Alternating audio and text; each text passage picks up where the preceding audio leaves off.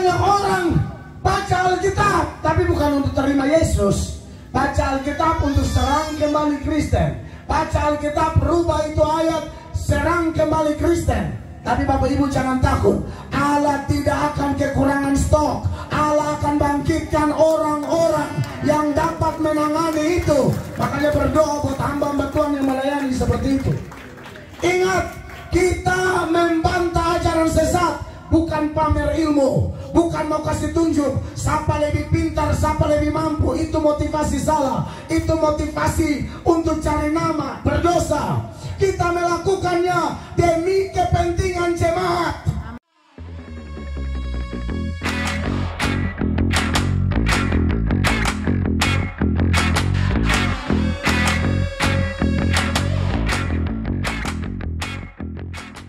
Masih besar.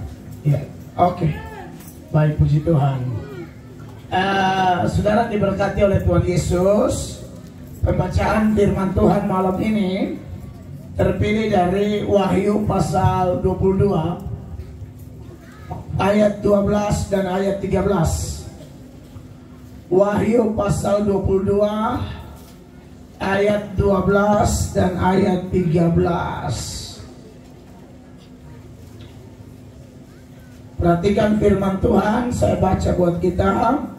Sesungguhnya aku datang segera, dan aku membawa upahku untuk membalaskan kepada setiap orang menurut perbuatannya. 13. Aku adalah Alfa dan Omega, yang pertama dan yang terkemudian, yang awal dan yang akhir. Puji Tuhan, ayat yang saya siapkan adalah Wahyu pasal 22 ayat 12-13. Dan bukan kebetulan song leader mengangkat lagu seputaran Alfa dan Omega, dan nats pembuka kita juga saya siap Alfa dan Omega. Saya rasa bahwa Roh Kudus bekerja di tempat ini, karena saya tidak kasih tahu tim pemuji bahwa saya akan khotbah ini. Saya kaget tadi kita siap ini, tahu WL angkat ini lagu. Jadi memang kalau Roh yang pimpin itu, walaupun kita beda gereja, walaupun kita tidak saling kenal, tapi dalam Roh Kudus pasti ada satu kekompakan luar biasa. Dan saya mengucap syukur bahwa dalam KKR sepanjang 3 hari ini Roh Tuhan bekerja bagi kita. Amin. Karena Kristen bukan hanya satu agama yang menekankan ritual-ritual agamawi, tapi Kristen itu adalah satu kelompok yang menyembah dalam roh dan kebenaran. Amin. Kita menyembah dalam roh dan kebenaran. Apalagi kalau mau jadi alat kebenarannya, ya mau tidak mau, tidak bisa dipisahkan dari penyembahan dalam roh dan kebenaran. Menyembah dalam roh dan kebenaran itu tidak kenal tempat. Kapan saja, di mana saja, kita dipimpin oleh Roh Kudus dan juga oleh kebenarannya, sehingga kita menjadi penyembah yang benar. Yang Tuhan cari bukan penyembahan, tapi penyembah. Itu orangnya.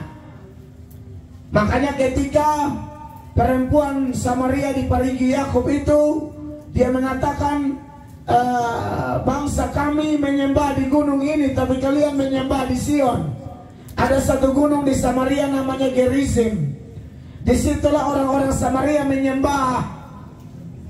Sedangkan Israel sembah di Sion, Yerusalem. Yesus bilang akan datang waktunya orang tidak menyembah di gunung itu atau di Yerusalem, tapi orang menyembah dalam roh dan kebenaran. Penyembah seperti itu yang dikehendaki oleh Allah, karena Allah itu roh. Makanya dalam Yohanes 4 ayat 23 dan ayat 24, di situ dengan jelas Tuhan Yesus memberi jawaban kepada perempuan itu, dan jawaban itu menjadi pegangan bagi semua gereja sampai hari ini. Perhatikan ayatnya. Tetapi saatnya akan datang dan sudah tiba sekarang, Ya. bahwa penyembah-penyembah benar akan menyembah Bapa dalam roh dan kebenaran. Haleluya. Sebab Bapa menghendaki penyembah-penyembah demikian. Bapa menghendaki penyembah demikian. Jadi yang Bapa cari itu bukan penyembahan yang utama, penyembah. Orangnya dulu. Dan 2 malam kita sudah bahas orang yang mana, orang yang disucikan hatinya, orang yang mana, orang yang datang kepada Yesus, buka segala kehidupannya, mengaku dosa-dosanya, terima Yesus sebagai Tuhan, maka dia dimeteraikan dengan Roh Kudus. Maka ayat 24 sama-sama baca, Allah itu roh, dan barang siapa menyembah dia harus menyembahnya dalam roh dan kebenaran. Nah, orang-orang yang menyembah dalam roh kebenaran sudah pasti dipimpin oleh Roh Kudus dan juga firman Allah. Nah, saudara-saudara, menarik bahwa nats pembuka kita, Yesus berkata, "Aku datang segera." Ada orang-orang yang meragukan keilahian Tuhan Yesus. Katanya Yesus bukan Tuhan. Tadi ditanya jawab di seminar, saya menjelaskan ini karena ada yang tanya tentang Tritunggal, dan saya jelaskan konsep Tritunggal menurut Alkitab itu seperti apa. Ada kelompok yang menolak keilahian Yesus. Kita tak usah ngomong di luar Kristen. Di dalam Kristen pun ada yang tidak percaya bahwa Yesus itu Allah. Supaya papa mama tahu ini, saya ngomong apa adanya, ini fakta di lapangan ini. Kelompok salah satu yang tidak percaya bahwa Yesus itu adalah Allah, kelompok Saksi Yehova. Di Sarmi ada. Saksi Yehova tidak percaya bahwa Yesus Allah. Saksi Yehova dalam salah satu ajarannya mengatakan bahwa Allah itu maha tahu. Kalau Yesus Allah, kenapa dia tidak tahu kapan dia datang? Matius 24 ayat 36. Ini yang Saksi Yehova pegang kuat-kuat, dan banyak orang Kristen tidak bisa jawab. Akhirnya tinggalkan GKI, tinggalkan GBI, tinggalkan GPDI, dan pindah ke Saksi Yehova. Bagi saya sebenarnya Saksi Yehova bukan Kristen. Karena kepercayaannya tidak sama dengan kita. Kita percaya Tritunggal, dia tidak. Kita percaya Yesus Allah, dia tidak. Kita tidak ada urusan, dia mau ada di Indonesia terserah. Tapi jangan menyebut diri Kristen. Kalau menyebut diri Kristen, pandangan kita harus seragam. Amin. Amin. Berdasarkan Matius 24:36, perhatikan. Tetapi tentang hari dan saat itu tidak seorang pun yang tahu, malaikat-malaikat di sorga tidak, dan anak pun tidak, hanya Bapa sendiri. Bagaimana kalian bisa percaya Yesus itu Allah, kata mereka, padahal dia tidak tahu kapan dia datang? Allah kok tidak tahu? Berarti bukan Allah. Makanya Saksi Yehova mengajarkan bahwa Yesus itu ilah kecil. Makanya Yohanes 1 ayat 1-nya kita beda terjemahannya dengan Yohanes 1 ayat 1 Saksi Yehova. Saksi Yehova itu punya kitab suci namanya New World Translation, terjemahan dunia baru. Dan mereka di dalam Yohanes 1 ayat 1 bilang suatu Allah itu memberi keterangan Yesus itu Allah kecil, dia di bawah Allah, di atas nabi. Jadi dia di tengah-tengah begitu. Apakah benar demikian? Tentu tidak demikian. Yesus, Bapa dan Roh Kudus itu setara. Amin. Sehakikat, sederajat. Tidak ada lebih kecil, tidak ada lebih besar. Amin. Dari mana kita tahu? Dalam maksud saya dalam Filipi pasal 2 ayatnya yang ke-6. Ini ayat tentang Tuhan Yesus. Waktu dia mengosongkan diri, tapi dia dikatakan setara dengan Bapa. Perhatikan. Yang walaupun dalam rupa Allah. Yang walaupun dalam rupa Allah, itulah Tuhan Yesus. Tidak menganggap kesetaraan dengan Allah itu. Tidak menganggap kesetaraan dengan Allah itu. Berarti sampai di situ kita bisa lihat Yesus itu dengan Bapa setara. Bukan lebih kecil. Makanya saya pernah menanggapi saksi Yehova di channel YouTube saya, menanggapi karena saksi Yehova otak-atik kebenaran kami lalu rubah-rubah, ya, dan itu harus kami kasih ingat, begitu ya. Jadi sekarang kalau memang Yesus Allah, kenapa dia tidak tahu? Ini malam kita agak sedikit ajaran sedikit ya Bapak Mama. Karena Bapak Mama tahu banyak orang tersesat itu bukan karena moralnya tidak baik. Bukan faktor itu saja. Banyak orang tersesat karena pemahamannya kurang bagus. Orang-orang saksi Yehova itu, mereka Anda usir pun mereka tidak akan maki Anda. Jadi kalau omong moral, saksi Yehova punya moral sangat baik. Bukan kayak kita, kalau gereja tersinggung sedikit pindah gereja, saksi Yehova tidak. Ini kita ngomong jujur-jujur. Kita mengaku rohani, mau tersinggung sedikit pindah gereja kayak kutu loncat. Pindah. Saksi Yehova, kalian maki dia datang lagi. Kalian usir dia datang lagi. Dia tidak menyerah. Walaupun yang dia ajar menurut Kristen, dia ajar salah. Tapi untuk sebuah kesalahan, dia tidak menyerah. Harusnya kalau alat kebenaran, untuk sebuah kebenaran, kita harus lebih maju, lebih semangat. Tidak boleh menyerah. Orang ajar salah, saya tidak menyerah kok. Kita tahu kebenaran, cepat menyerah. Jadi banyak orang sesat itu bukan karena moral. Yesus bilang orang sesat karena tidak mengerti kitab suci. Perhatikan Matius 22 ayat 29. Matius 22 ayat 29. Yesus menjawab mereka, kamu sesat sebab kamu tidak mengerti kitab suci. Sampai di situ. Kamu sesat karena kamu tidak mengerti kitab suci.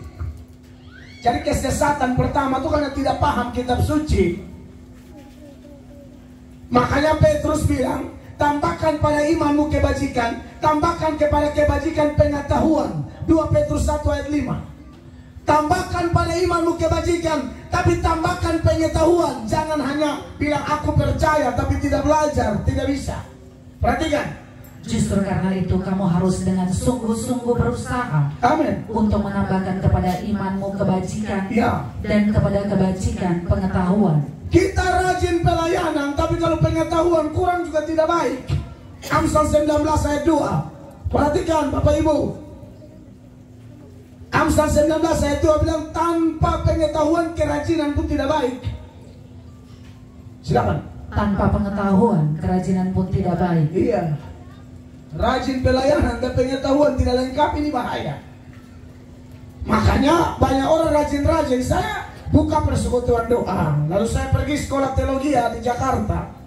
Liburan semester 2 saya pulang. Persekutuannya sudah tutup. Pendiri persekutuan sudah masuk saksi Yehova. Karena apa? Semangat pelayanan, menyanyi lompat-lompat, tapi pengetahuan kurang. Saksi Yehova ajak diskusi, langsung tumbang. Nah ini repot. Dan ingat Bapak Ibu terkasih, ingat, jangan lihat orang hafal ayat lalu kita anggap dia hebat. Setan juga hafal ayat. Dengar ini Bapak Mama. Saudara pikir setan cobai Tuhan Yesus di padang gurun, setan pakai apa? Pakai ayat juga. Betul Bapak Ibu. Makanya Matius 4 itu ayatnya yang ke-6, coba baca. Lalu berkata kepadanya, jika engkau anak Allah, jatuhkanlah dirimu ke bawah, sebab ada tertulis. Dia bilang ada tertulis. Setan bisa omong sama Tuhan Yesus. Ada tertulis itu bahasa lainnya, ada di Alkitab. Begitu.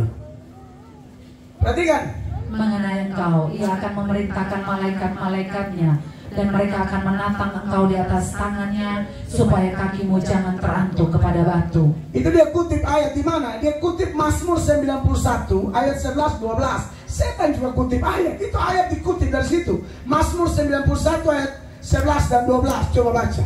Sebab malaikat-malaikatnya akan diperintahkannya kepadamu untuk menjaga engkau di segala jalanmu. Mereka akan menatang engkau di atas tangannya, supaya kakimu jangan terantuk kepada batu. Bapak Ibu lihat, setan kutip ini ayat untuk bilang apa sama Yesus? Lompat saja, nanti kan malaikat tangkap kau.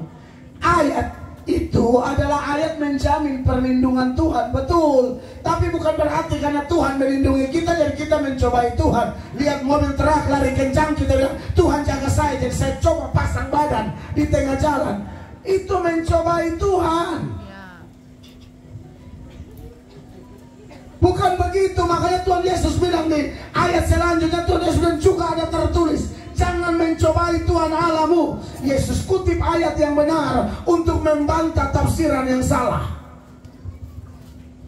Jadi Bapak Mama, memang belajar Alkitab ini perlu tekun dan dipimpin Roh Kudus.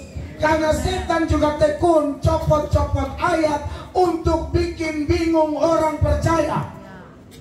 Makanya saya senang. Sebenarnya jadwal saya seminar cuma 1 hari, tapi karena saya tahu ada banyak pertanyaan, saya minta seminar tambah 1 kali lagi. Dan puji Tuhan kita tanya jawab tadi, rencana habisnya jam 12, jam 1 lewat. Tapi tidak apa-apa, saya senang menjawab. Karena saya bukan hanya monolog atau khotbah 1 arah, saya pelayan 2 arah. Jemaat tanya, pendeta harus bisa jawab. Sekarang banyak orang baca Alkitab tapi bukan untuk terima Yesus. Baca Alkitab untuk serang kembali Kristen. Baca Alkitab rubah itu ayat, serang kembali Kristen.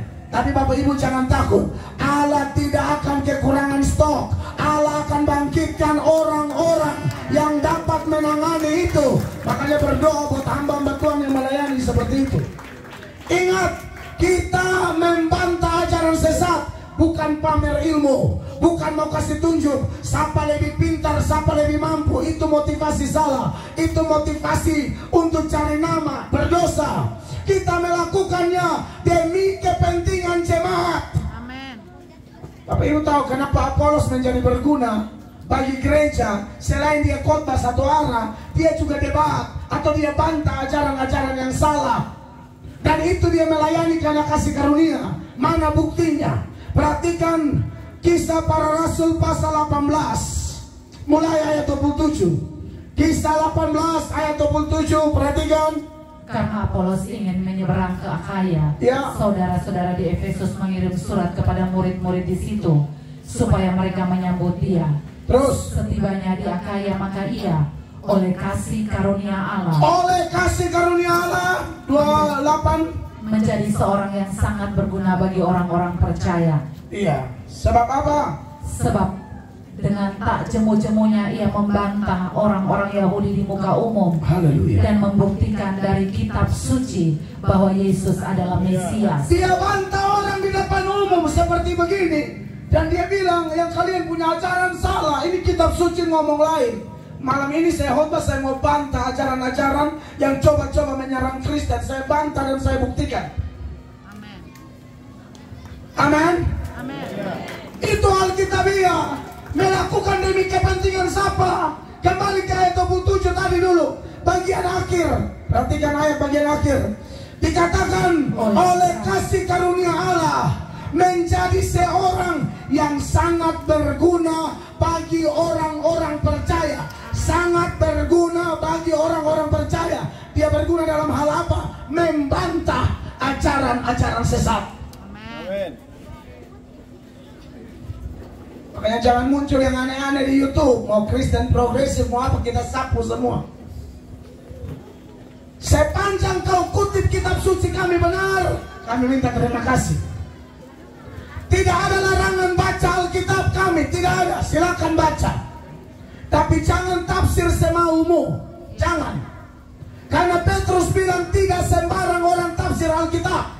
2 Petrus 1 ayat 20-21. Oleh dorongan Roh Kudus orang bicara. Bukan kau datang-datang copot sembarang, kau hantam sembarang. Kau tidak terima Yesus tapi kau copot-copot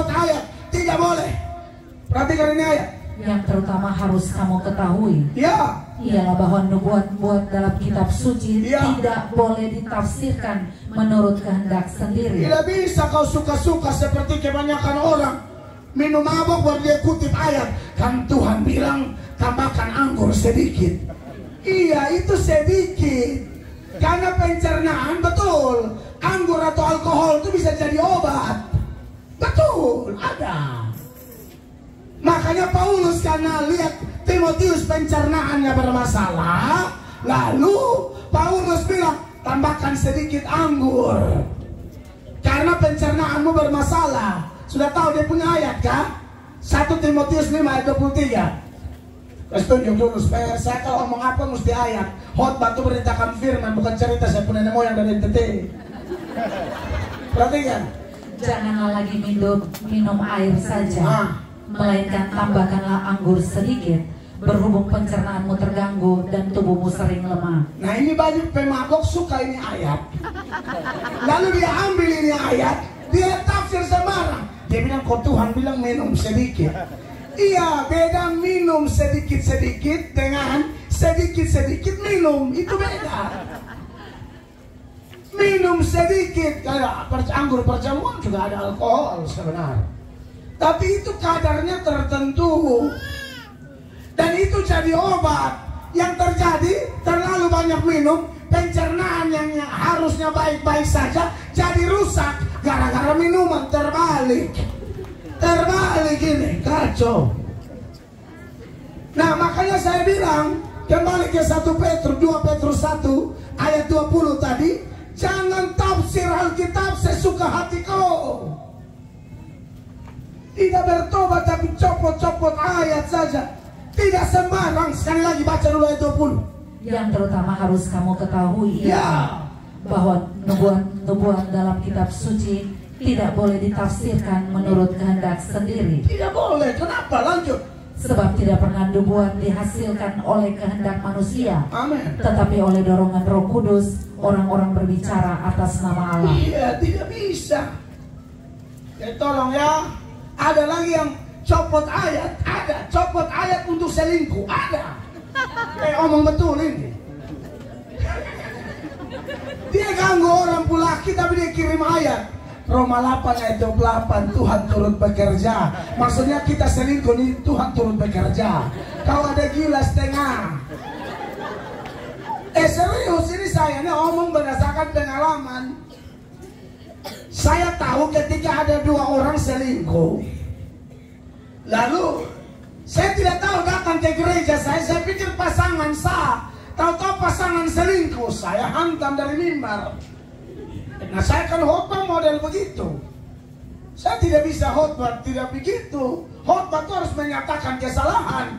Karena 2 Timotius pasal 4 ayat 2 itu Rasul Paulus bilang sama Timotius, siap sedia baik tidak baik waktunya untuk apa? Coba perhatikan. Beritakanlah firman, siap sedialah baik atau tidak baik waktunya. Amin. Nyatakan apa yang salah, tegurlah dan nasihati dalam segala kesabaran dan pengajaran. Iya, segala kesabaran dan pengajaran. Pengajaran maksudnya khotbah dengan pembuktian data. Bapak mama minta maaf, saya kasih tahu, saya ini pelawak berat. Tapi saya tidak diundang untuk main lawak. Betul panitia? Amin. Jangan undang pendeta karena pendetanya lucu. Saya tahu bisa juga lucu-lucu sedikit supaya jangan mengantuk. Tapi itu bukan tujuan utama. Iman tidak bertumbuh dari lucu-lucu. Iman bertumbuh dari pemberitaan firman Allah. Kita Indonesia Timur ini kan memang suka ketawa. Tapi hati-hati, ketawa. Lalu pulang seperti saya juga baru berubah ini.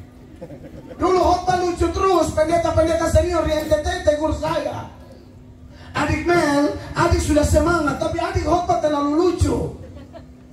Ada satu ibu datang, suaminya tidak ikut. Pulang suaminya tanya, Pak Mel khotbah apa? Ibu itu bilang begini, saya tidak tahu dia khotbah apa, pokoknya lucu setengah mati. Anda lihat itu. Khotbah pulang, ikut KKR tidak dapat firman, tidak dapat pemulihan, tidak dapat berkat, tidak dapat mujizat, hanya dapat lucu-lucu. Aduh, celaka ini. Celaka. Saya tidak anti lucu. Lucu boleh asal batasnya jelas. Jangan khotbah 1 jam, lucunya 45 menit. Aduh, bahaya. Lucu tuh hanya membuat supaya poin tambah dimengerti. Saya tanya siapa istri, saya maju begini muka masih terang di layar kan? Masih. Karena saya agak curiga dengan muka saya sendiri. Dari malam pertama itu tidak maju karena pengaruh muka. Bapak mama yang diberkati Tuhan, jadi harus perintahkan firman. Pas saya khotbah ini pasangan selingkuh, pulang langsung putus. Karena waktu saya ngomong tentang selingkuh, kok ada yang ketawa. Lalu saya bilang, kalau kau pelaku, kau jangan ketawa. Harusnya kau menangis dan berkata, Tuhan aku kena. Amin. Lebih baik Tuhan tegur pakai firman daripada orang punya pasangan tangkap basah kau, lalu dia TikTok kau, dia sebarkan hancur kau. Kan banyak toh PNS kena tangkap, ya ini dengan itu orang TikTok sebarkan. Siapa suruh kau rampas kita pulaki? Kan begitu. Jadi saudara-saudara yang diberkati oleh Tuhan Yesus Kristus, kalau bicara tentang orang-orang yang tafsir Alkitab sembarang, kita harus bantah. Kembali ke saksi Yehova tadi. Dia bilang apa? Yesus bukan Allah hanya gara-gara Yesus tidak tahu. Mengerti dulu, Tuhan Yesus itu Allah 100%, manusia 100%.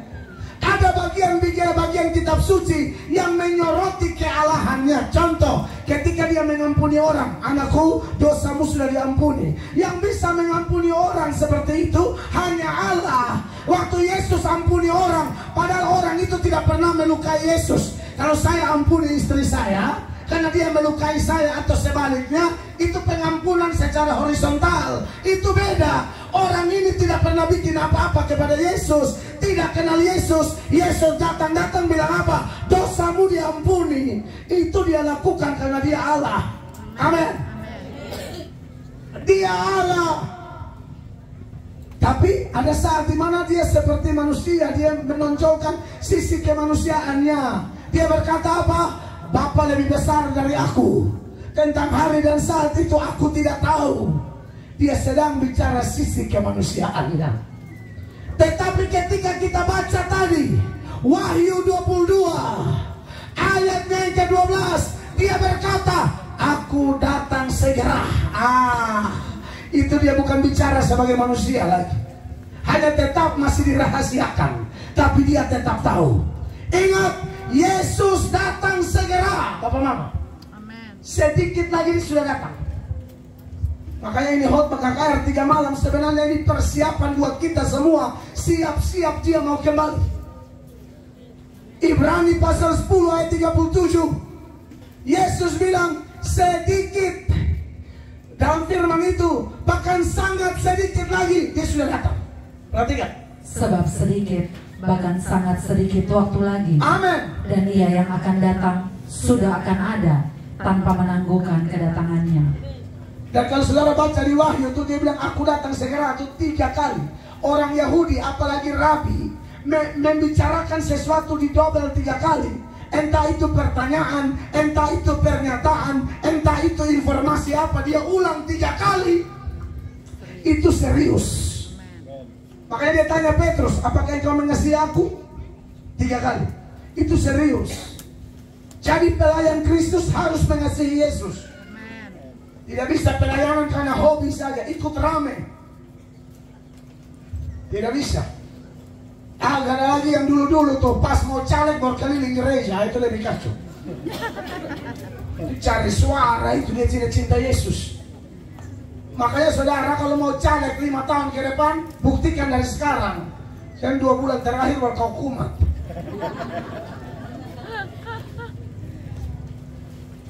Amin. Amin.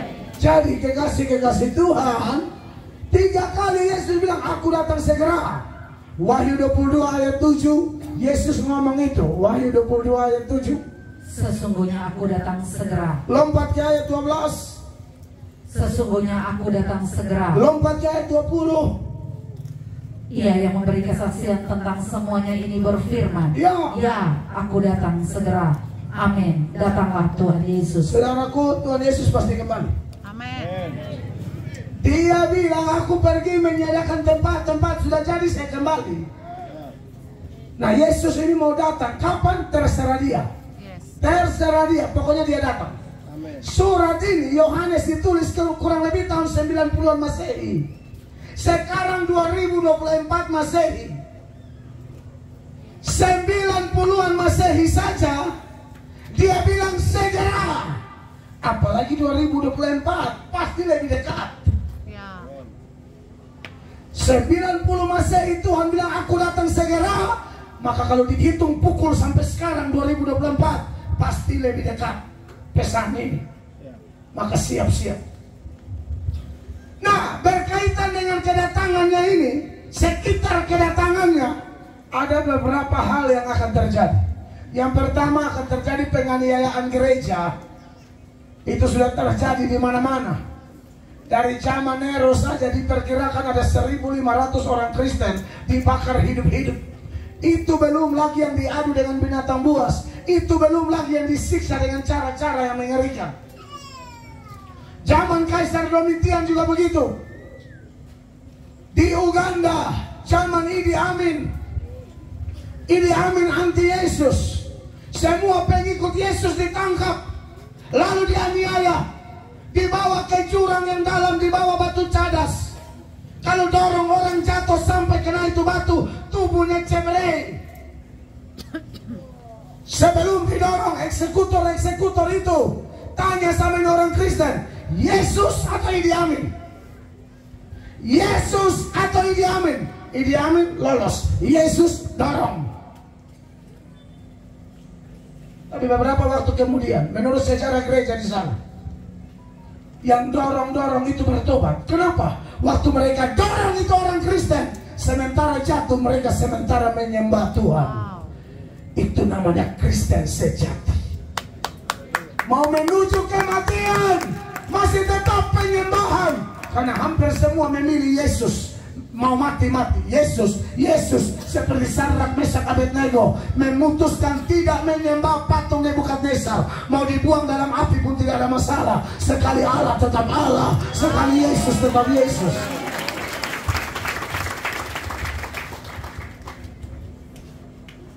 Dan saya yakin penganiayaan akan semakin mengerikan.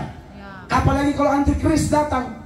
Bapak Ibu tahu, perdagangan dunia semua diambil alih oleh antikris. Orang Sarmi harus tahu ini. Dari mana kita tahu? Perhatikan, siapa yang tidak pakai itu tanda antikris, kita tidak bisa berjualan, kita juga tidak bisa membeli. Berarti dunia perdagangan diambil alih oleh antikris. Wahyu pasal 13 mulai ayat 15. Ini nubuatan pasti terjadi. Perhatikan. Dan kepadanya diberikan kuasa untuk memberikan nyawa kepada patung binatang itu. Sehingga patung binatang itu bercahaya juga dan bertindak begitu rupa, sehingga semua orang yang tidak menyembah patung itu dibunuh. Itu pasti yang dibunuh itu orang-orang percaya yang mempertahankan imannya. Tidak apa-apa. Dibunuh karena kebenaran tidak apa-apa, daripada mati karena mabuk. Terus. Dan ia menyebabkan sehingga kepada semua orang kecil atau besar, kaya atau miskin, merdeka atau hamba, diberi tanda pada tangan kanannya atau pada dahinya. Menurut Wahyu tanda itu adalah 666, 666. Terus 17. Dan tidak seorang pun yang dapat membeli atau menjual selain daripada mereka yang memakai tanda itu, yaitu nama binatang itu atau bilangan namanya. Perhatikan ini ayat Bapak Mama. Dan tidak seorang pun yang dapat membeli atau menjual selain daripada mereka yang memakai tanda itu. Jadi dunia perdagangan dipegang oleh mereka. Mau pergi belanja mereka cek mana itu tanda. Kalau tidak, kau mau bawa uang 1 karung pun itu tanda tidak ada, uangmu tidak laku. Bagi mereka bukan uang lagi, tanda itu mana?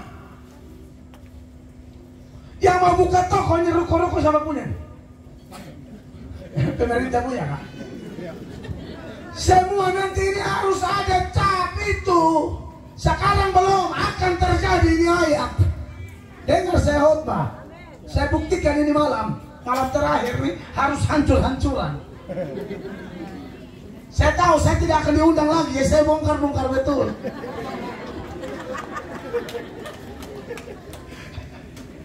Saya lihat ini. Dan tidak ada seorang pun yang dapat membeli atau menjual selain daripada mereka yang pakai tanda itu, yaitu nama binatang itu atau bilangan namanya. Bilangannya berapa? 18. Yang penting di sini ialah hikmat. Barang siapa yang bijaksana, baiklah ia menghitung bilangan binatang itu, karena bilangan itu adalah bilangan seorang manusia, dan bilangannya ialah 666. Iya. Saya yakin Kristen yang tidak bertobat, yang pengecut, langsung pakai. Pasti kan mau cari aman toh, karena mau makan enak toh, karena pergi belanja di mereka tidak butuh duit. Tanda mana tanda? Scan. Mana menang keluar. Oke, jadi belanja sudah. Saudara yang tidak pakai itu mau makan apa? Makan kelapa muda terus. Oh, kelapa muda pasti tidak ada itu cap, tapi supermarket, bandara, semua mereka kuasai nanti. Percaya deh. Kamu perekonomian dunia antikris ambil alih. Tapi dengar, kalau Anda pengecut dan Anda pakai itu tanda, nah itu kau habis dari di atas. 6 itu angka manusia. Manusia diciptakan pada hari ke berapa? Hari ke-6. Makanya 6 mau didobel jadi 2, jadi 3, jadi 4, tidak peduli, dia tetap 6. Angka Tuhan itu 7. Tidak ada yang bisa lawan Tuhan.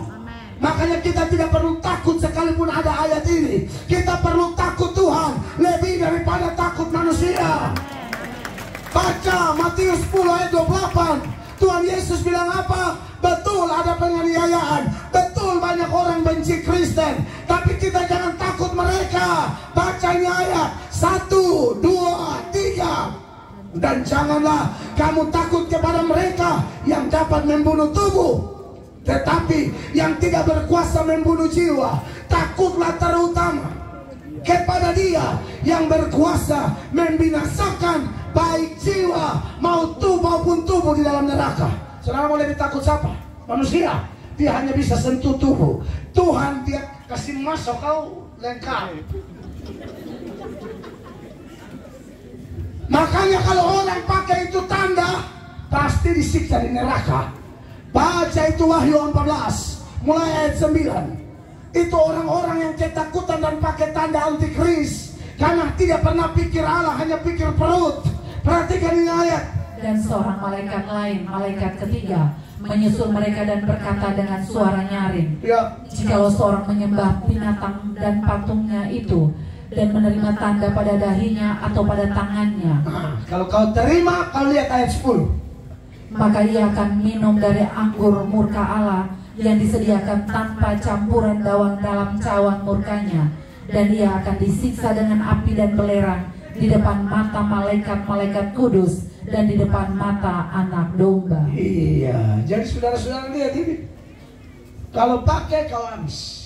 Semua dosa itu mendatangkan murka. Tapi kalau masih di dunia ini, kita berdosa, murka masih ada campuran. Campuran belas kasihan, betul. Saya bikin dosa atau bapak mama bikin dosa, kakak adik orang muda bikin dosa, tapi kita datang kepada Tuhan minta ampun, maka murkanya akan bercampur belas kasihan, akan bercampur pengampunan yang berujung pertobatan. Kalau sudah di neraka, tidak ada campuran lagi. Baca ini ayat, maka ia akan minum dari anggur murka Allah yang disediakan tanpa campuran. Itu maksud ayat itu.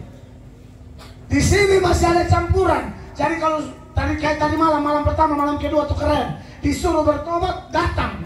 Murka dia singkirkan, kasih dia berikan. Amin. Tapi kalau sudah di neraka tidak bisa lagi. Karena doktrin neraka tuh begini, sekali neraka tetap neraka, sekali sorga tetap sorga. Dari neraka tidak bisa pindah ke sorga, dari sorga tidak bisa pindah ke neraka. Mau ke sorga atau ke neraka, keputusannya di sini. Amin. Mau ke neraka, mau tolak Yesus saja, kau mati langsung. Mau ke surga, terima dia, mati langsung masuk surga. Beri tepuk tangan yang meriah. bagi Tuhan Yesus. Jadi itu rumusnya.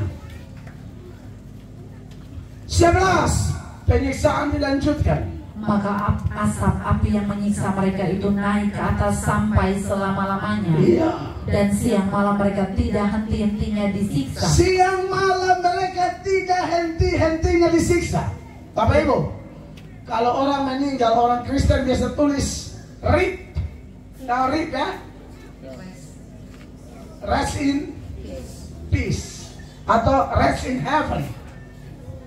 Orang masuk surga itu istirahat. Tapi kalau di neraka, itu dia punya istilah bukan rest, tapi no rest. No rest in hell. Tidak ada istirahat di surga. Karena di neraka. Karena ini ayat bilang, maka asap api yang menyiksa mereka itu naik ke atas sampai selama-lamanya. Tidak ada batas. Jadi kalau ada cerita-cerita omong kosong bilang, masuk neraka enak ketemu artis, kau ada gila setengah. Ada lagi yang khotbah bilang, kita bikin jengkel Tuhan, bikin marah Tuhan supaya Tuhan emosi. Tuhan marah, Tuhan angkat kita, Tuhan putar. Karena terlalu emosi, Tuhan rencana lempar ke neraka, tapi lempar terlalu kuat, jatuh di surga. Ini kurang ajar. Tuhan tidak mungkin salah lempar. Kau jangan cerita omong kosong banget. Yang Tuhan putar terlalu kuat, lempar sampai lari lewat. Saya dulu dengar itu orang khotbah, saya bilang, kau jangan main gila begitu. Itu mendorong orang semakin jahat. Biar supaya Tuhan putar kencang. Tuhan lempar, lari lewat dari neraka. Jatuh di surga. Kacau. Tuhan tidak akan salah lempar. Pas. Jatuh pas. Saudara, tak henti-hentinya disiksa. Sakit apa yang paling sakit di dunia? Sakit yang menurut saya paling sakit di dunia ini adalah sakit melahirkan. Amin, bapak-bapak? Bapak-bapak amin, kau pernah melahirkan? Saya tanya bukan bapak-bapak, amin, betul. Saya yakin kalau bapak-bapak yang melahirkan semua diminta anak cuma satu saja. Mana mau kita menderita? Ini karena ibu yang melahirkan, jadi kita taruh sampai 2, 3, 4, 12. Sakit yang paling menyakitkan salah satu di bawah kolong langit ini namanya sakit bersalin. Sakit melahirkan, ibu-ibu yang melahirkan normal paling tahu deh. Kalau yang sesar ya kurang menurut saya. Sakitnya beda, sama-sama sakit tapi beda. Yang normal itu lebih sakit. Tapi itu pakai istirahat. Saya waktu istri saya melahirkan anak pertama normal, Pak dokter tanya saya, Pak pendeta mau temani? Mau. Supaya saya tahu di situ kenapa ada ajaran turun temurun dan jangan kurang ajar dengan mamamu. Karena waktu melahirkan kita tuh antara mati dan hidup. Jadi anak yang kurang ajar dengan mama, kau umur pendek. Saya omong memang, lebih baik kau minta maaf. Kau yang suka kurang ajar sama papa mama minta maaf. Pulang minta maaf dengan bapak mamamu. Bukan hanya minta ampun di Tuhan. Tuhan bilang selesaikan dengan sesama juga. Bukan hanya datang di aku pasti, tapi sesama juga harus. Enak-enak saya kau bikin luka orang tua, kau omong maki orang tua atau melawan orang tua, bikin sakit orang tua. Baru kau hanya datang minta ampun di Tuhan, minta ampun di bapak mamamu.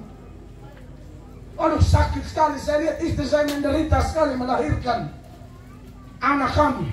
Saya menangis jadi-jadi. Tapi itu pakai istirahat. Karena ada bukaan 1 sampai bukaan 10. Amin bapak-bapak. Bapak-bapak mana tahu kalau istri yang setengah mati sudah ada mabok dan kawan-kawan di rumah sakit bilang itu ada merada. Itu ada melahirkan di dalam dan kita mabok dulu. Mana kau mau rasa? Istri antara mati dan hidup, kau juga cari mati di luar.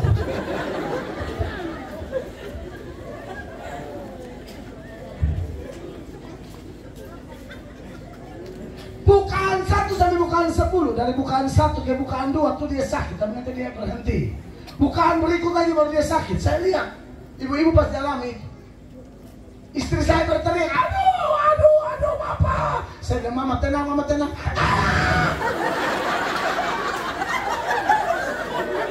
Ini kisah nyata, anakku saya ada langsung waktu itu. Tapi tiba-tiba sakitnya berkurang karena mama menuju bukaan berikut, biasa dia rehat, dia istirahat. Aduh Bapak minta maaf tadi Mama. Aduh dia datang aja. Ulang lagi.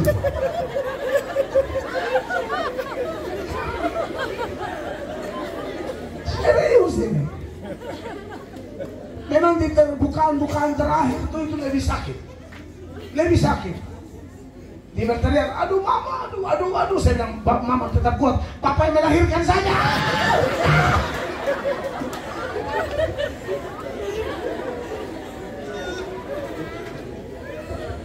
Sakit yang paling sakit di dunia, sakit bersalin.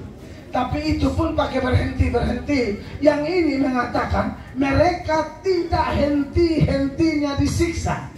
Bapak Ibu yang anggap enteng dengan api neraka, kau pulang kau bakar lilin, tak usah api neraka, lilin dulu, api lilin, sorong jari 5 detik. Coba, tidak, kalau kamu hebat, itu neraka, itu kecil itu. Api lilin, bakar sorong 5 detik, kalau tarik dulu.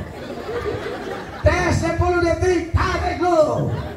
20 detik, kalau kau kuat 1 jam baru kau lihat. Kau pun kuku tuh bau babi bakar.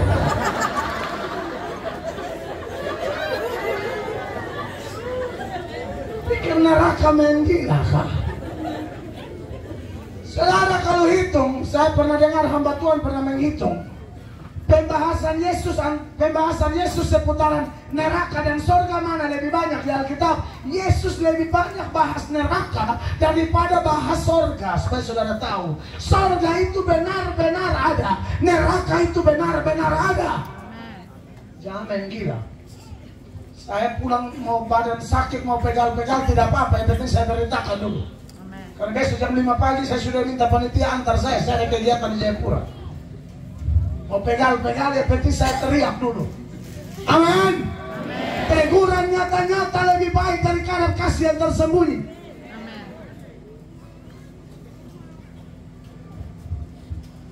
Jadi, Bapak Ibu, betul penganiayaan gereja ada, tapi anak Tuhan jangan takut. Amin.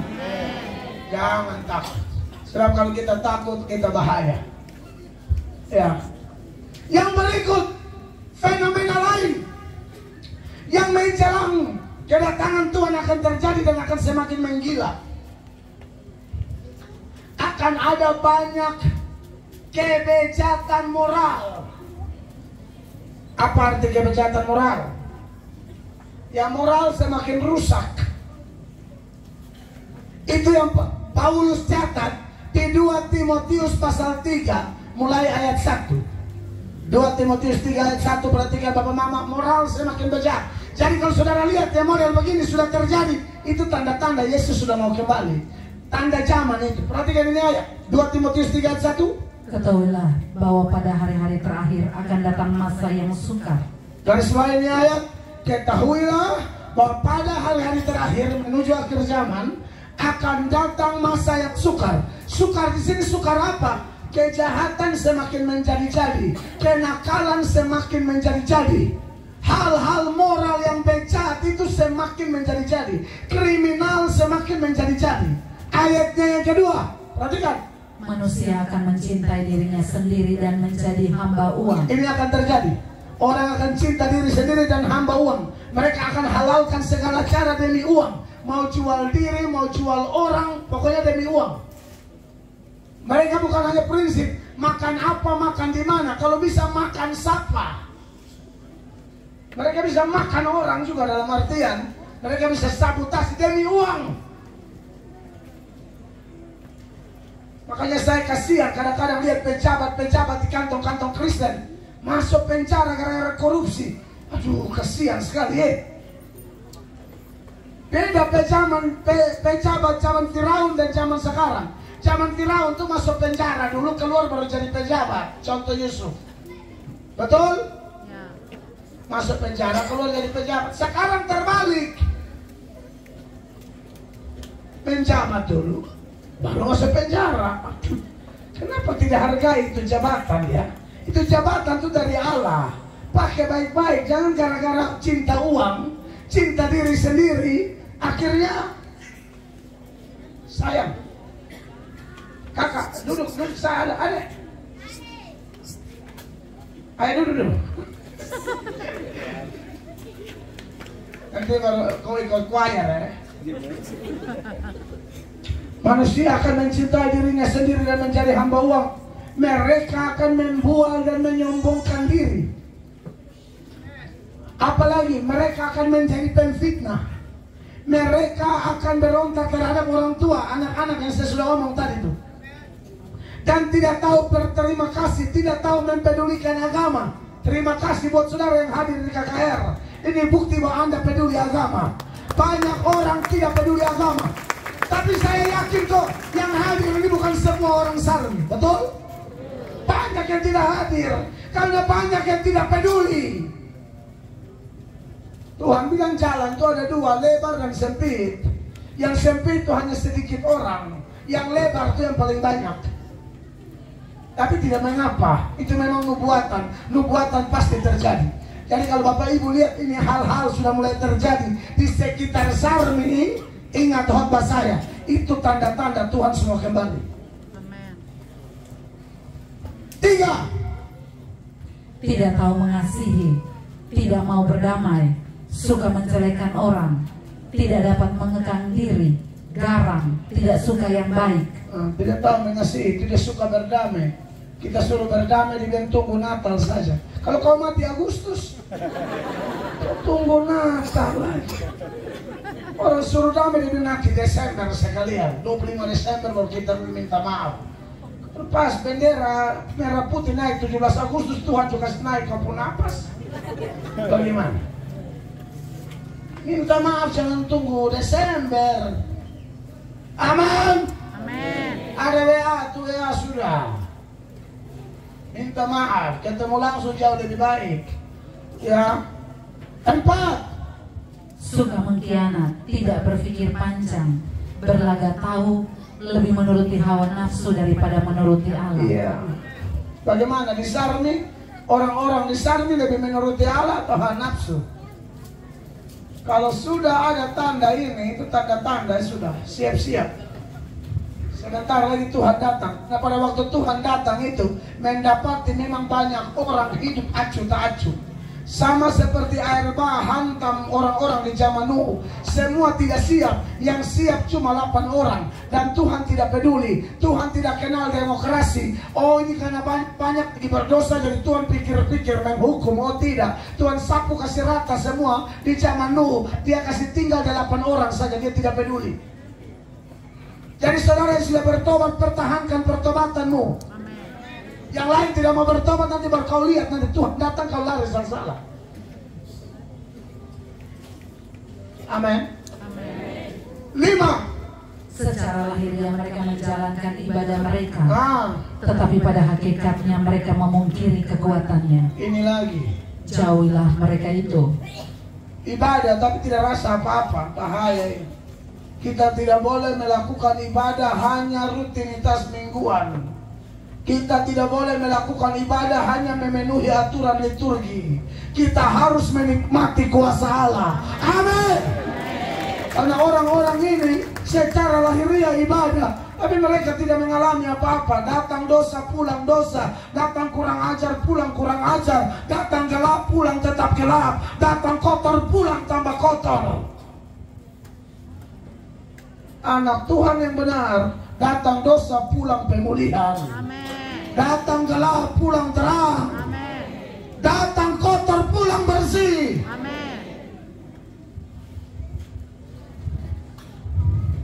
Amin. Bapak Mama terkasih, Amin. ini saya omong apa adanya, karena ini ayat akan terjadi. Dan yang terakhir, penyesat akan banyak, seperti yang saya singgung tadi. Makanya di 1 Yohanes 4 ayat 4, ini fenomena lain yang pasti terjadi menjelang Yesus kembali. 1 Yohanes 4 ayat 4 dikatakan apa? 1 Yohanes, bukan Yohanes. Ada beda. 1 Silakan. Kamu berasal dari Allah, anak-anakku. Kamu berasal dari Allah, anak-anakku. Dan kamu telah mengalahkan nabi-nabi palsu itu. Dan kamu telah mengalahkan nabi-nabi palsu itu. Sebab roh yang ada di dalam kamu lebih besar daripada roh yang ada di dalam dunia. Amin. Baca dari ayat 1. Saudara-saudaraku yang kekasih, janganlah percaya akan setiap roh, Betul. tetapi ujilah roh-roh itu, Betul. apakah mereka berasal dari Allah. Betul. Sebab banyak nabi-nabi palsu yang telah muncul dan pergi ke seluruh dunia. Iya, pergi ke seluruh dunia. Sekali lagi, ini ditulis kapan? Sekitar 90 Masehi juga. 90 Masehi itu nabi palsu sudah keliling dunia. Apalagi sekarang, saya yakin di Sarmi juga ada. Jadi hati-hati. Hati-hati. Amin. Tidak ada yang lolos di dunia ini, kecuali Sarmi ini bukan dunia. Tapi kalau Sarmi masih dunia, ini ayat bilang sudah pergi ke seluruh dunia. Ini tanda. Makanya Yesus bilang, hati-hati, nanti banyak orang akan bilang, aku Mesias, aku Mesias. Itu tanda-tanda Tuhan mau kembali. Makanya di Matius 24 ayat 24, coba buka. Matius 24 ayat 24. Sebab Mesias-Mesias palsu dan nabi-nabi palsu akan muncul, dan mereka akan mengadakan tanda-tanda yang dahsyat dan mujizat-mujizat, sehingga sekiranya mungkin mereka menyesatkan orang-orang pilihan juga. Iya, ini tanda-tanda akhir zaman, menuju akhir zaman ini akan terjadi. Nah, kita sudah lihat ini semua sudah ada. Penganiayaan gereja ada, moral tambah bejat di mana-mana ada. Lalu apa lagi? Nabi palsu di mana-mana ada. Kalau memang fenomena ini sudah ada, pertanyaannya bagi kita sebagai alat-alat kebenaran, apa yang harus kita lakukan? Yang pertama, kita harus tetap beriman kepada Dia. Amin. Amin. Amin. Waktu Yesus kembali ke tidak tanya, kau punya mobil berapa? Kau punya rumah berapa lantai? Kau punya anak lulusan dari mana? UGM kah? Dari UI kah? Lulusan dari Singapura kah? Amerika kah? Australia kah? Kemarin saya khotbah di Amerika. Saya hanya khotbah di beberapa daerah di East Coast, lalu saya ke West Coast. Di West Coast lalu ke East Coast. Sampai di Philadelphia, saya dijemput oleh pendeta yang melayani anak-anak Papua yang sedang kuliah di Rhode Island. Itu beberapa jam dari New York. Jadi kami dari Philadelphia, New Jersey, New York menuju Rhode Island. Perjalanan mungkin 7-8 jam. Sampai di sana, aduh, anak-anak Papua cerdas, pintar. Tapi di tengah-tengah kecerdasan dan kepintaran mereka tetap bikin ibadah. Mereka tetap mempertahankan iman. Kenapa? Karena di sekitar mereka itu gereja-gereja sudah legalkan LGBT. Tangkap dia RW sudah. Tidak usah lama-lama lagi. Saudara-saudara, kita ada omong Amerika baru Scooby-Doo mengamuk di sini.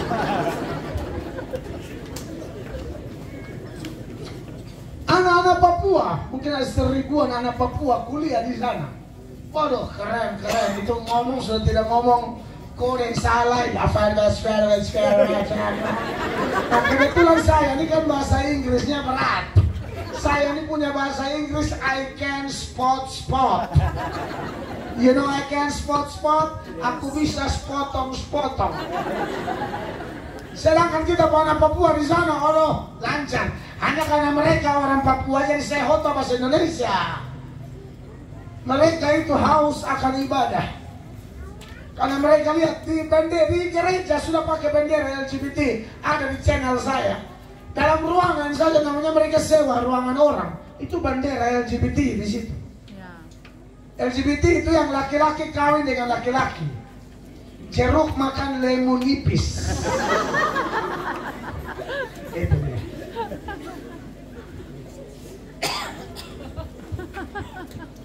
Itu kangkung jantung pisang makan cah kangkung. Sama itu.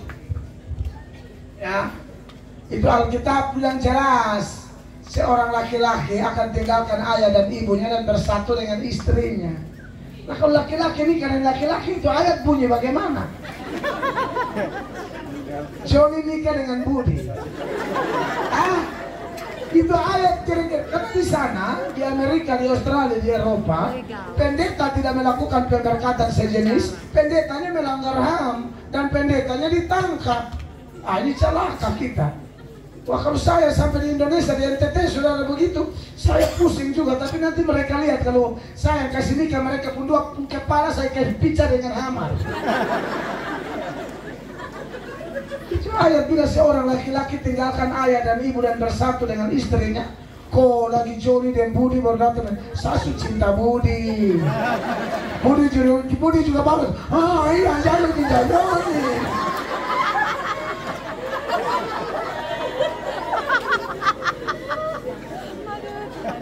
Dan kita baca itu ayat, nanti ayat bunyi bagaimana? Rubah ayat lah. Seorang laki-laki akan meninggalkan ayah dan ibunya dan bersatu dan dia laki. Kan ini laki-laki dua-dua. Kacau. Tapi kita anak-anak Papua di sana keren. Mereka tetap hormat Tuhan. Mereka tidak terbawa arus. Mereka ada di satu negara yang bebas, di mana nilai-nilai kekristenan sudah diinjak-injak. Tapi bagi mereka, sekali Yesus tetap Yesus. Mereka tetap cinta Yesus. Dan ada pendeta orang Manado. Pendeta orang Manado dan GPI yang pergi layani mereka, terbang jauh dari LA menuju ke New York, itu jauh. Terbang bisa 6 jam ke Jakarta, Jayapura. Saya pergi juga karena saya tahu saya punya anak dari Indonesia Timur. Ya saya bilang siap, saya siap laksanakan. Pergi. Capek, tapi tidak apa-apa. Saya yang paling bikin saya suka cita adalah melihat orang walaupun sedikit tapi tetap cinta Tuhan. Amen. Daripada rame-rame tapi gila. Amin. Amin. Yohanes bilang, apa yang paling membuat aku bersuka cita? Ketika aku melihat anak-anakku hidup dalam kebenaran. Jadi Tuhan tidak akan tanya kau punya ilmu, kau punya apa. Tuhan tanya, adakah ku dapati iman di bumi? Lukas pasal 8 ayat 18. Lukas 18 ayat 8. Itu ayat bilang apa? Aku berkata kepadamu, Ia akan segera membenarkan mereka. Akan tetapi jika anak manusia itu datang, adakah ia mendapati iman di bumi? Adakah ia mendapati iman di bumi? Itu masalahnya. Sebab serangan terhadap iman kita begitu mengerikan. Godaan untuk tinggalkan iman begitu mengerikan. Kadang-kadang gara-gara perempuan, gara-gara laki-laki, gara-gara jabatan, gara-gara harta, gara-gara kesenangan dunia, gara-gara uang, orang korbankan iman. Ini saya ngomong betul. Makanya 1 Timotius pasal 6 ayat 9, Rasul Paulus mengatakan, orang yang ingin kaya jatuh ke dalam pencobaan. Kata ingin kaya di situ pengertiannya menghalalkan segala cara untuk kaya. Iman jadi korban. Perhatikan. Tetapi mereka yang ingin kaya terjatuh ke dalam pencobaan, ke dalam jerat, dan ke dalam berbagai bagian nafsu yang hampa dan yang mencelakakan, yang menenggelamkan manusia ke dalam keruntuhan dan kebinasaan. 10, sama-sama baca dulu Bapak Mama. 1, 2, 3. Karena akar segala kejahatan ialah cinta uang. Sebab oleh memburu uanglah beberapa orang telah menyimpang dari iman dan menyiksa dirinya dengan berbagai-bagai nafsu. Yesus tanya, aku kembali masih ada iman atau tidak? Pendeta-pendeta masih ada iman tidak?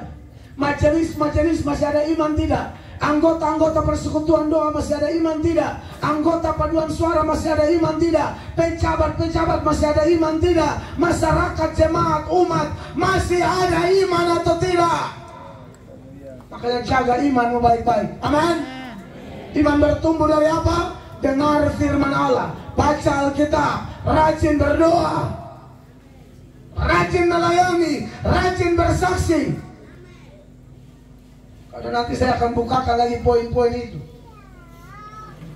Yang paling utama adalah iman. Makanya setelah Wahyu tadi, setelah di Wahyu pasal 14 ayatnya yang ke-11, dia bicara penyiksaan. Baca sekali lagi, perhatikan. Maka asap api yang menyiksa mereka itu naik ke atas sampai selama-lamanya. Terus, Dan siang malam mereka tidak henti-hentinya disiksa, yaitu mereka yang menyembah binatang serta patungnya itu, dan barang siapa yang telah menerima tanda namanya. tetapi di ayat 12 dia tekankan tentang orang Kristen. Dia bilang apa? Mari sama-sama baca Bapak Mama. 12, 1, 2, 3.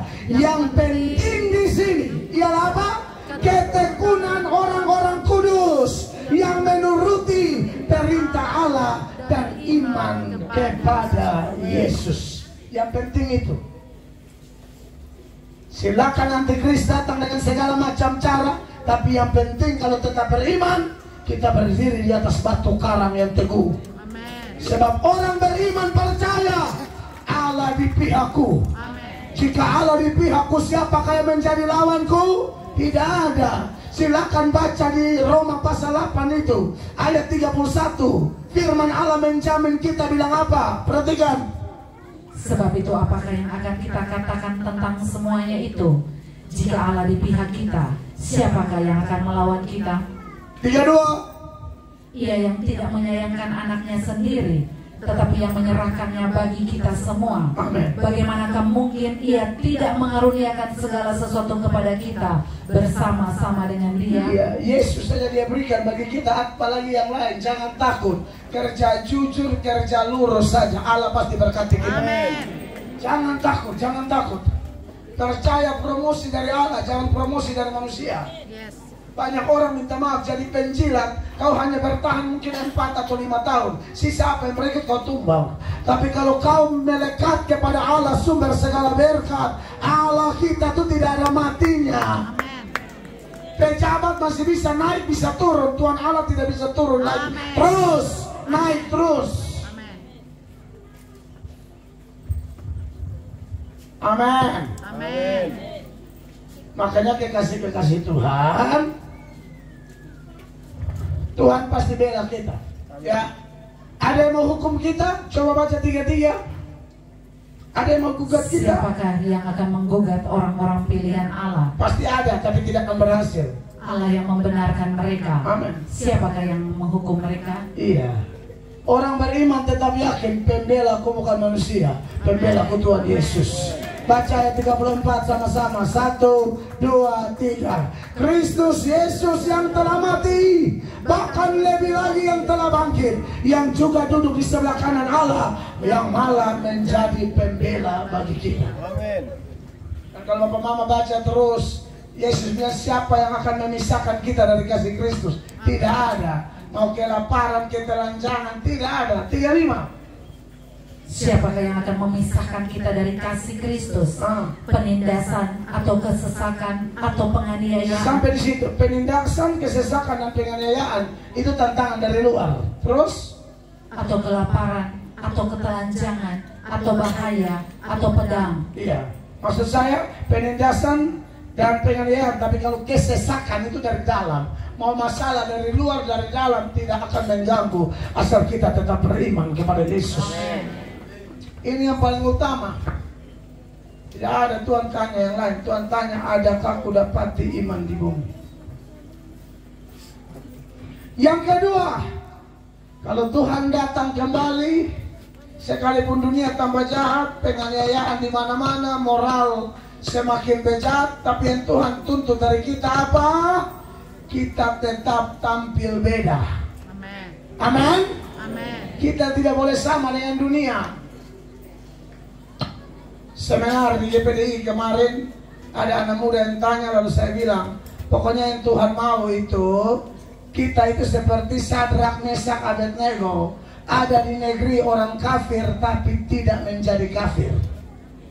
Kristen itu harus menjadi Kristen ikan laut. Kebetulan ini kota ombak toh, ikan banyak. Kristen ikan laut, bukan Kristen bunglon.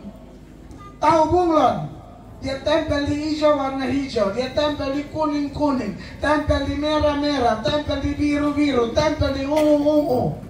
Itu Kristen mencocok-cocokkan. Di gereja menyembah kayak malaikat, tapi duduk omong porno dia juga hantam sungguh-sungguh. Ah, kacau ya. Kristen tidak boleh begitu dong. Ya. Itu bunglon. Ya. Kita menyembah luar biasa. Mulut yang sama pakai menyembah Allah, mulut yang sama pakai gosip orang, mulut yang sama pakai menyembah, mulut yang sama pakai maki suami, maki istri, maki anak. Ah, tidak benar itu. Itu bunglon. Kita harus jadi ikan laut. Ikan laut itu kalau tidak percaya cek sendiri. Sekalipun ambil dari laut, tapi kalau mau masak dia harus siram garam. Kenapa? Karena sekalipun dari laut, dagingnya tidak otomatis asin. Ya. Tidak percaya ikan mentah itu kok gigit langsung. Serius. Makanya kenapa kita goreng ikan, masak ikan harus pakai garam. Sekalipun kita masih ada di dunia yang tambah hari tambah jahat, tapi anak-anak Tuhan tetap tampil beda. Makanya Roma pasal 12 ayatnya yang kedua, firman Allah berkata apa di sana? Janganlah kamu menjadi serupa dengan dunia ini, Amin. tetapi berubahlah oleh pembaharuan budimu, sehingga kamu dapat membedakan manakah kehendak Allah, apa yang baik, yang berkenan kepada Allah, dan yang sempurna. Itu yang Tuhan mau. Amin. Amin. Anak Tuhan, Yesus sudah mau kembali, iman tetap teguh. Bukti kita beriman apa? Kita tidak mudah dibawa arus. Kita tampil beda. Orang mabuk, kita yang mantan pemabuk, kita berhenti sudah. Stop. Kita tidak usah menghakimi, tapi kita mencangkau. Kita menolong. Dan malam ini saya sudah omong di malam ketiga terakhir ini. Kalau ada yang masih terikat dengan itu, saya tahu SARM ini salah satu tempat yang kemabukannya mengerikan. Bahkan saya baru dengar pernah ada anak-anak meninggal gara-gara mabuk. Saya sedih dengarnya. Berhenti sudah adik-adikku, berhenti. Tuhan mau pakai kau. Amin. Stop. Kau mengaku anak Kristen, agama Kristen, tapi kau sama seperti dunia. Harus tampil beda, tidak boleh.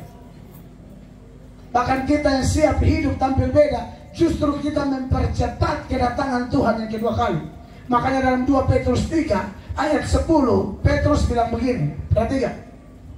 Tetapi hari Tuhan akan tiba seperti pencuri. Iya. Pada hari itu langit akan lenyap dengan gemuruh yang dahsyat, dan unsur-unsur bumi akan hanyut dalam nyala api, dan bumi dan segala yang ada di atasnya akan hilang lenyap. Hangus dalam nyala api, dan bumi dan segala yang ada di atasnya akan hilang lenyap. Ini bumi ini lenyap, semua lenyap. Tanah Papua yang indah ini pasti lenyap. Jakarta lenyap, NTT lenyap, Asia lenyap, Afrika lenyap, Eropa lenyap. Pasti itu Tuhan yang ngomong. Saudara percaya ini terjadi atau tidak? Amin. Pasti terjadi. Pasti terjadi. Nah kalau ini pasti terjadi, apa yang harus kita lakukan? Ayat 11, sama-sama baca jemaat. 1, 2, 3. Jadi, jika segala sesuatu ini akan hancur secara demikian, betapa suci dan salehnya kamu harus hidup. Siapa kamu? 12. 1, 2, 3. Yaitu kamu yang menantikan dan mempercepat kedatangan hari Allah. Pada hari itu langit akan binasa dalam api, dan unsur-unsur dunia akan hancur karena nyalanya. Harus hidup saleh Bapak Ibu jemaat. Amin. Bertobat sudah. Jangan lagi aneh-aneh. Saya sudah omong di mana-mana, ya termasuk di SARM ini. Saya datang dengan otoritas Tuhan Yesus Kristus. Saya bicara apa adanya. Saya adalah pendeta yang paling jaga perasaan Allah. Saya pendeta cari aman, tapi bukan cari aman dengan panitia, bukan cari aman dengan orang Sarmi. Saya cari aman dengan Tuhan Allah.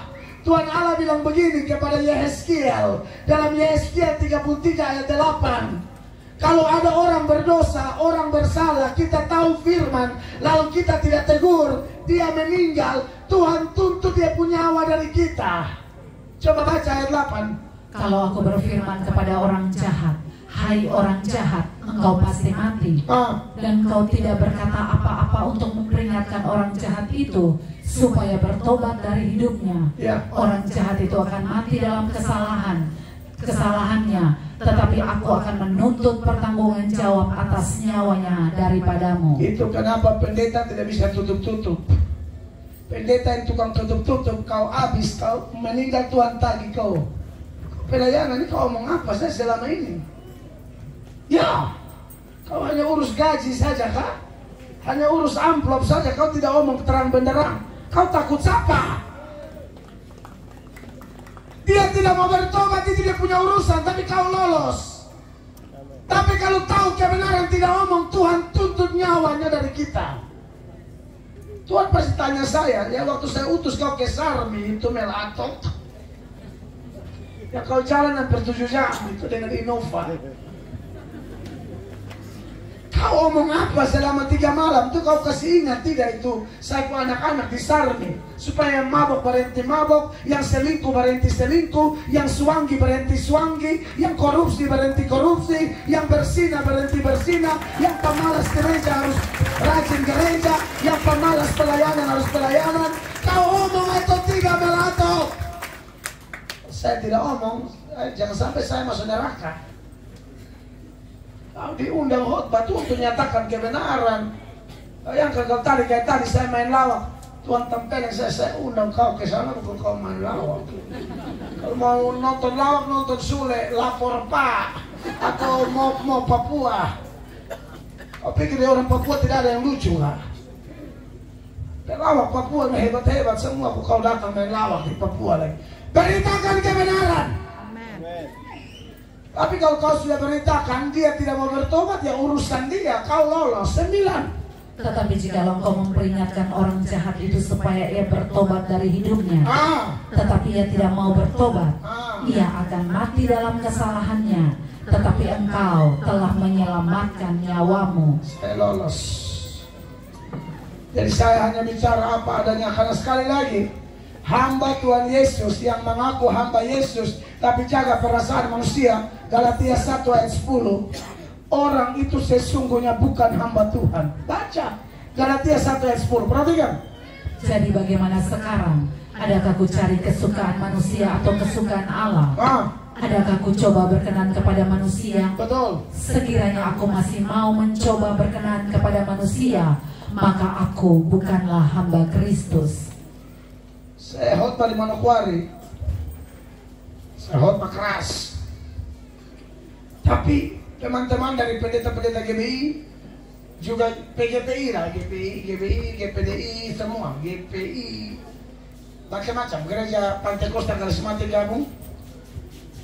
Waktu itu pembicaranya saya, ketua PGPI nasional Jason Balung Pempuan, lalu dengan Pak John Well, ketua GPDI ya, Bapak Gembala. Saya salah satu pembicara tahun berapa, sebelum COVID kan, pas COVID kan. Karena pas pulang saya kena COVID langsung di situ. Saya tidur di Swiss Bell berapa minggu, 1 minggu kan. Kena COVID, tidak bisa terbang. Tapi waktu itu mereka cerita, bilang ada satu pendeta di Papua, Pak itu juga berani luar biasa. Jemaat sudah ditegur-tegur tidak bertobat gara-gara mabok tadi.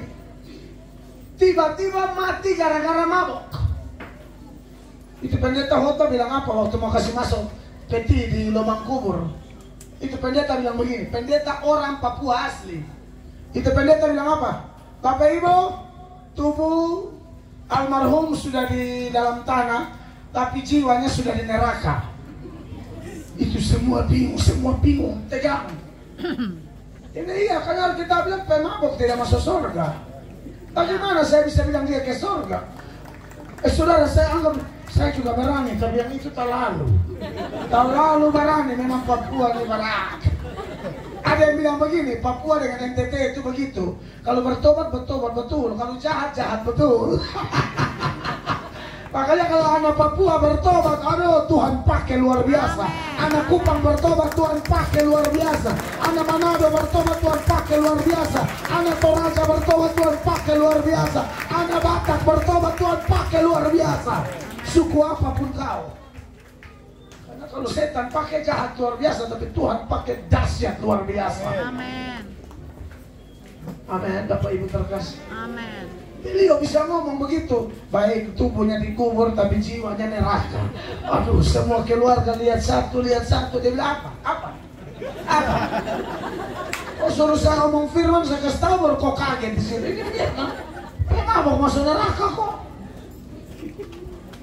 Kita orang kau mau macam-macam. Kecuali saya menghakimi kau membabi buta. Tidak, ini ayatnya ada. Amin. Amin. Jadi saya harus ngomong apa adanya. Ya, saya tahu nih beberapa wajah nih kayaknya sudah tidak suka saya, tapi tidak apa-apa. Pembalasan adalah hak Tuhan. Lebih baik Tuhan tegur pakai khotbah, amin. Daripada dia pakai yang macam-macam. Kalau dia utus hambanya lebih baik dengar. Penulis Ibrani bilang pada hari ini, jika engkau dengar suara Tuhan, jangan keraskan hatimu. Tidak kebetulan hujan dari tadi malam sampai tadi itu Tuhan kasih segar ini lapangan. Amen. Supaya kita juga segar. Lihat aja pas mau KKR hujan berhenti, habis ini mungkin dia lanjut. Mungkin. Tuhan karena sayang ini kota. Amin. Tuhan sayang ini kabupaten. Tuhan mau ini acara tidak boleh ada penghalang apapun. Jadi mari tampil beda. Kalau orang Kristen itu orang yang dipanggil keluar dari gelap menuju terang. Amin. Amin. Sehingga sebagai terang ketika dia hadir di kegelapan, perbedaannya jelas. Jelas, langsung menyolok. Alkitab menyebut anak-anak Tuhan itu seperti bintang-bintang. Coba baca Wahyu. Filipi pasal 2 ayat 15. Filipi 2:15, perhatikan. Supaya kamu tiada beraib dan tiada bernoda. Supaya kamu tiada beraib dan tiada bernoda. Sebagai anak-anak Allah yang tidak bercela di tengah angkatan yang bengkok hatinya. Iya, kamu tidak boleh bercela di angkatan yang bengkok hatinya, kata Tuhan. Dan yang sesat ini. Terus. Sehingga kamu bercahaya di antara mereka seperti bintang-bintang di dunia. Kamu bercahaya seperti bintang-bintang. Bintang dapat cahaya dari mana? Matahari. Kita dapat terang dari mana? Sang terang dunia. Amen. Yesus Kristus Tuhan. Kita dapat terang dari dia. Makanya dia bilang akulah terang, tapi dia juga bilang kamu terang. Bukan hanya Yesus yang terang, anak-anaknya juga terang.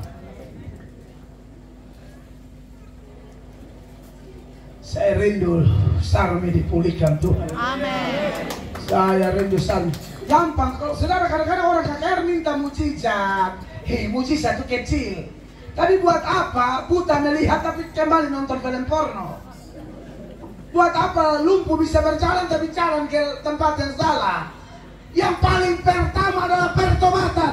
Mujizat gampang, kecil. Bagi Allah tidak ada yang mustahil. Amin. Tapi masalah hati orang dan komitmen orang itu masalah terbesar. Yang pertama tetap beriman. Yang kedua tampil beda.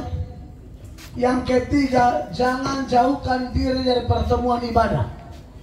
Amin. Amin. Baca itu Ibrani 10 ayat 25. Ibrani 10 ayat 25. Perhatikan. Janganlah kita menjauhkan diri dari pertemuan-pertemuan ibadah kita. Amin. Seperti dibiasakan oleh beberapa orang. Sehingga tetapi marilah kita saling menasihati dan semakin giat melakukannya menjelang hari Tuhan yang mendekat. Menjelang hari Tuhan yang mendekat, semakin giat beribadah. Amin. Gereja tidak boleh kosong. Gereja di Eropa itu sudah kosong. Gereja sudah beralih fungsi jadi pasar. Gereja beralih fungsi jadi supermarket. Gereja sudah beralih fungsi jadi bioskop. Karena tidak ada orang ke gereja lagi. Mereka sudah terlalu makmur, terlalu nyaman. Mereka sudah ditipu. Yang gereja di Eropa di Amerika beberapa titik itu, oma-oma yang sudah 70-80 tahun, anak-anak muda tidak ke gereja lagi. Bahkan tahukah Anda di Australia ada gereja beralih fungsi jadi masjid? Supaya saudara tahu. Jangan saudara pikir besar ini kantong Kristen jadi Anda santai-santai. Jangan. Saya kasih tahu, jangan. Saya tidak omong panjang lebar, tapi saya harap saudara muda cerna apa yang saya maksud. Saudara jangan tidur-tidur. Jangan, saya kasih tahu. Markas Kristen terbesar di zaman Kaisar pertama yang bertobat itu apa? Di mana? Konstantinopel. Konstantinopel itu mana? Turki. Sekarang coba cek. Di Turki Kristen masih banyak. Coba cek. Makanya kalau ada kantong Kristen, jaga baik-baik dengan kesalehan, jaga baik-baik dengan ibadah, jaga baik-baik dengan iman, jaga baik-baik dengan pertobatan.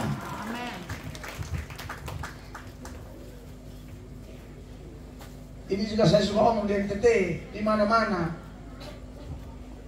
Nanti keadaan terbalik baru kau kaget. Amin. Amin. Jangan jauhkan diri. Kata ibadah sini pakai kata Yunani eusebia. Eusebia itu kesalehan. Kesalehan tidak bisa dipisahkan dari ibadah. Amin. Bapak Mama jemaat. Amin. Jujur saja, jarang pengkhotbah kayak begini. Pengkhotbah begini agak berisiko, tapi saya tidak peduli. Saya bicara apa adanya.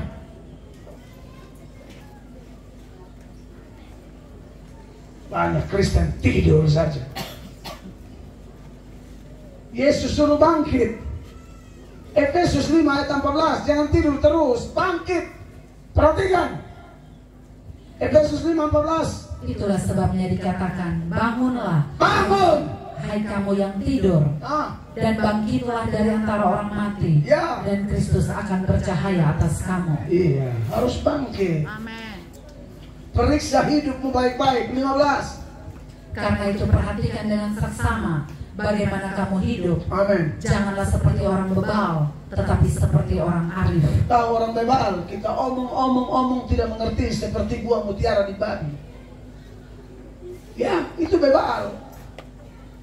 Makanya hadapi orang bebal. Amsal 23 ayat 9, Tuhan bilang apa? Jangan bicara di telinga orang bebal, nanti dia akan remehkan kata-katamu yang bijak. Perhatikan. Jangan berbicara di telinga orang bebal, sehingga ia akan meremehkan kata-katamu yang bijak. Sebab dia akan meremehkan kata-katamu yang bijak. Makanya Tuhan Yesus bilang jangan buang mutiara di babi. Matius pasal 7 ayat 6. Matius 7 ayat 6.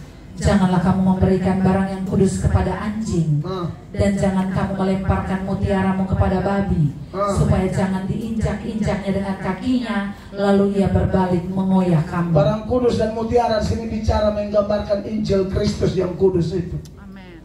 Kalau kasih di salah orang, bukan dia terima, dia injak-injak. Tapi saya percaya di saat ini bukan begini. Amin. Jangan begini, tidak boleh, bahaya. Kalau Tuhan sampai lepas tangan, bahaya kita. Kalau dia masih kasih barang kudus, kalau dia masih kasih mutiara Injil, sambut baik-baik. Jangan injak-injak ini Injil. Ingat, ini tanah Injil. Amin.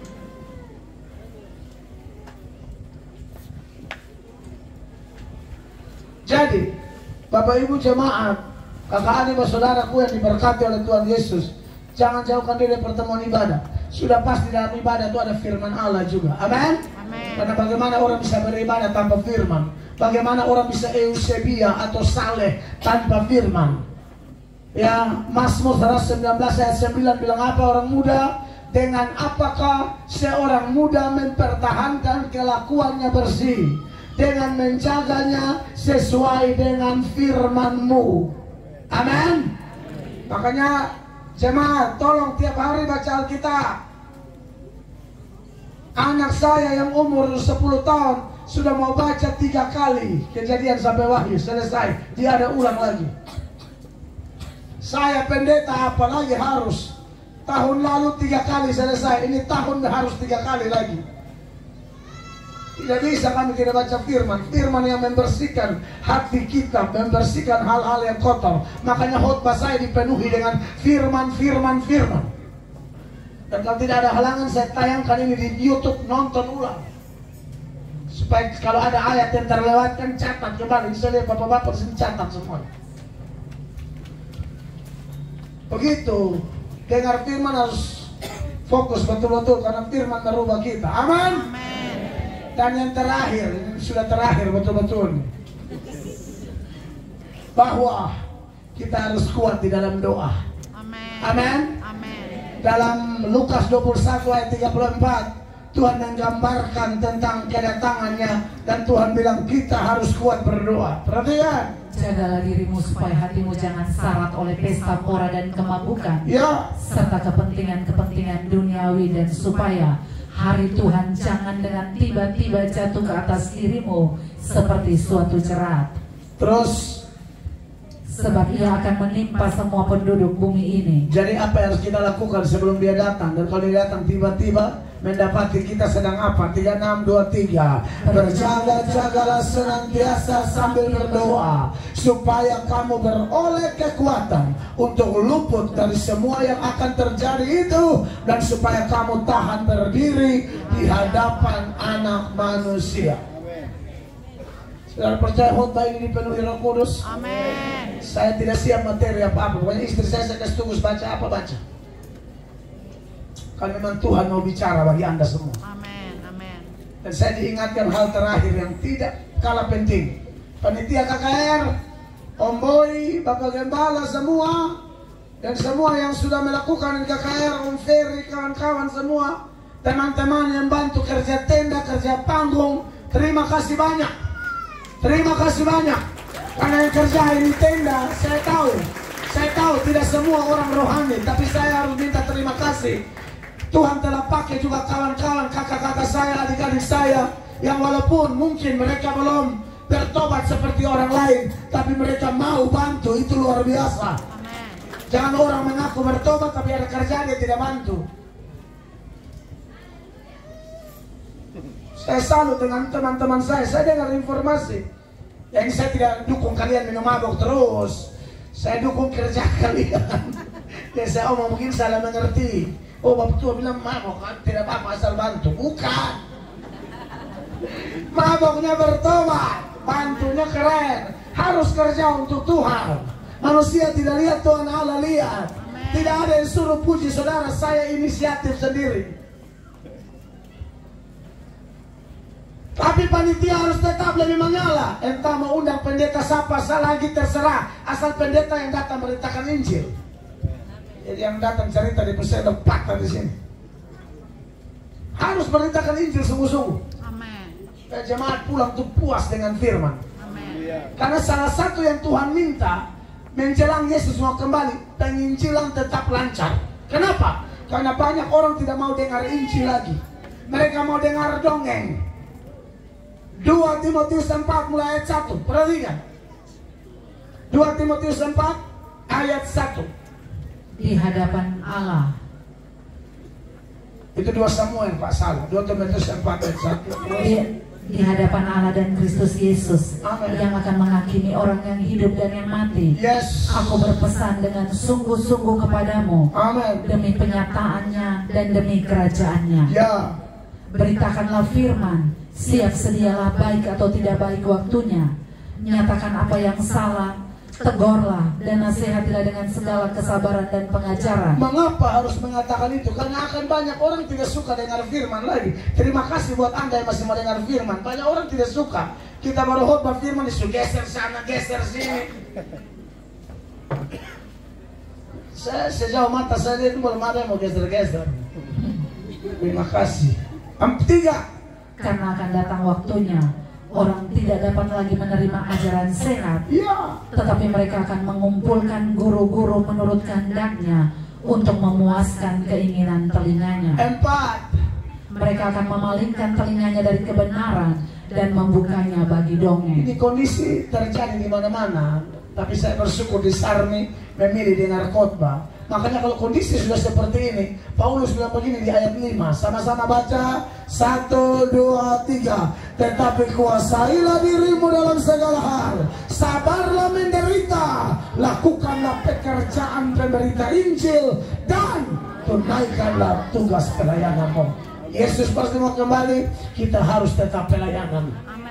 Kiranya khotbah saya sederhana memberkati, perintah bertangan yang meriah. Tuhan Yesus memberkati kita. Saya selesai, Tuhan dimuliakan. Mari kita berdiri bersama-sama, Bapak Ibu, jemaat, teman-teman pelayan, pemusik, pemuji.